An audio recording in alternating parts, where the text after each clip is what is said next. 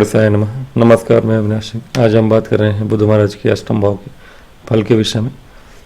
बुध महाराज यदि आपके अष्टम भाव में जन्म कुंडली अथवा मतलब जन्म कुंडली के लग्न या चंद्र कुंडली दोनों में ही है कहीं भी, उसको आप अवश्य देखें। चंद्र और लग्न दोनों ही कुंडलियों को मिला के देखें।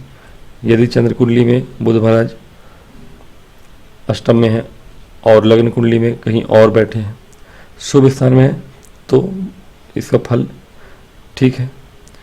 यदि चंद्र कुंडली में अष्टम में है और लग्न कुंडली में कहीं है या दोनों में, वैसे वर्षा देख लीजिए आप उसको कहाँ पे बैठे हैं और उसके हिसाब से निर्णय करिए कि कुछ। हालांकि बुध महाराज का अष्टम में होना शुभ माना गया है, तो ऐसा नहीं है कि चंद्र कुंडली में शुभ है और लग्न कुंडली में अष्टम में बैठे तो अशुभ है। नहीं, अशुभ नहीं।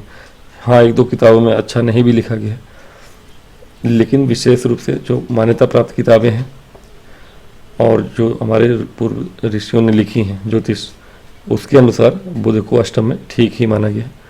जो अच्छा नहीं माना गया है वो क्या है, स्त्री जाति का है यदि, तो उसके लिए परिवार या स्वजनों से वियोग लिखा गया है। यानी कि अब ऐसा नहीं है कि वियोग है तो मृत्यु उसका कारण बने, ऐसा नहीं है। वियोग का होता है कि आप कहीं चले जाते हैं, जॉब करने चले जाते हैं, दूर चले जाते हैं, वो भी एक वियोग ही है। किसी कारणवश आप अपने परिवार से दूर हैं, नहीं मिल पाते हैं, वो एक कारण हो जाता है। तो ये स्त्री जातिका के लिए लिखा है।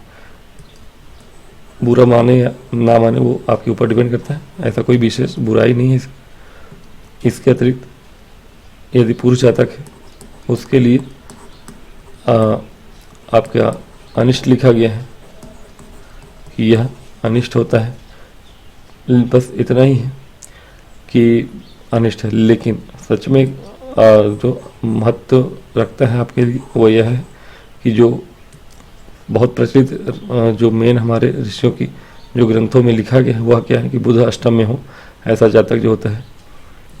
चूँकि कालपुरुष की कुंडली में यह अष्टम भाव जो होता है आपका शनि का घर है, शनि कारक है। यहाँ के घर तो नहीं, शनि कारक हैं, तो शनि दंड के नायक हैं, है ना, दंड विधान।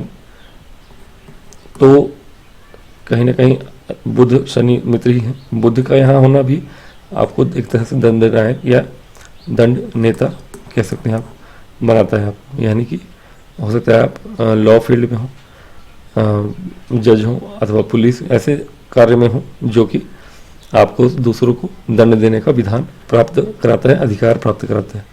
ये एक चीज़ हो गई। इसके अतिरिक्त बुध यहाँ दीर्घायु बनाते हैं, जैसे कि शनि बनाते हैं। शनि दीर्घायु बनाते हैं किंतु लंबी बीमारी भी देते हैं। बुध यहाँ पर आप दीर्घायु बनाते हैं। और इसके अतिरिक्त यहाँ पे जातक जो है विख्यात होता है।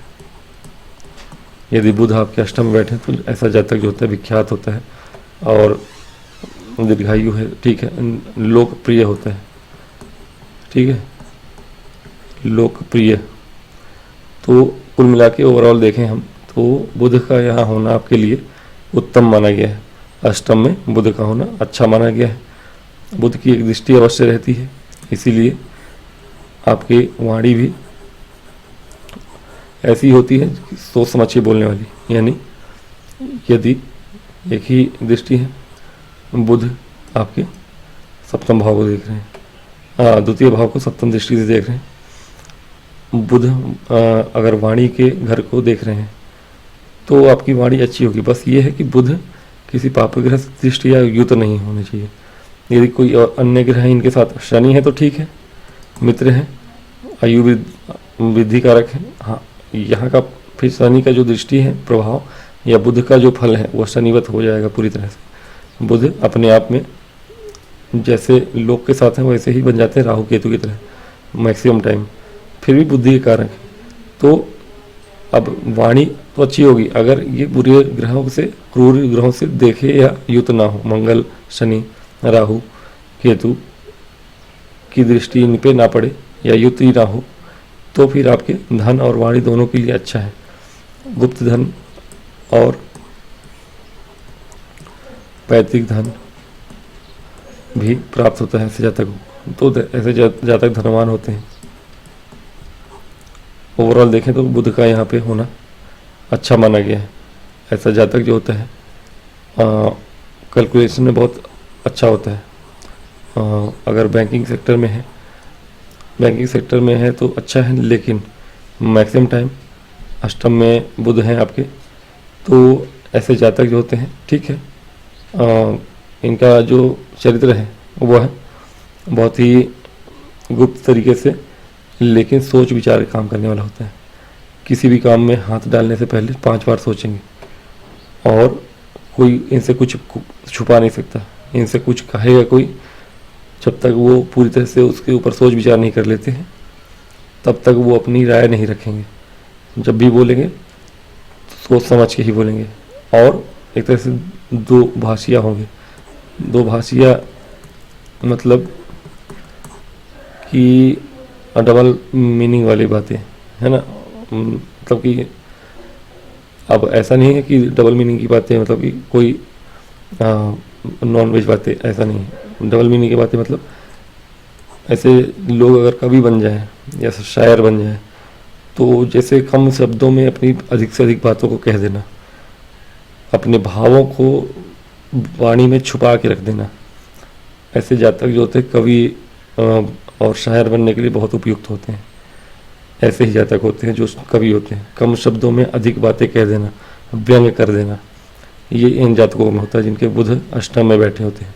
तो ऐसे जातक एक तरह से अच्छे ही हैं। ख्याति प्राप्त इसीलिए कहा गया है, ख्याति प्राप्त करते हैं।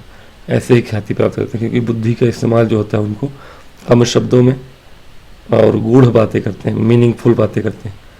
तो कुमार विश्वास की तरह हो या फिर बड़े बड़े शायर हैं जो भी, तो 2 लाइन कहेंगे लेकिन पूरे के पूरे सरकार को कटाक्ष कर देंगे। ऐसे लोग होते हैं। हमारे बहुत बड़े बड़े कवि हुए हैं, व्यंग्यकार हुए हैं, भारतेंदु हरीशचंद्र। तो ये खूबियाँ आपके बुध आपको दिलाते हैं अष्टम भाव में बैठ के। तो बुध का प्रभाव अच्छा है, ओवरऑल आपके अष्टम भाव में अच्छा है।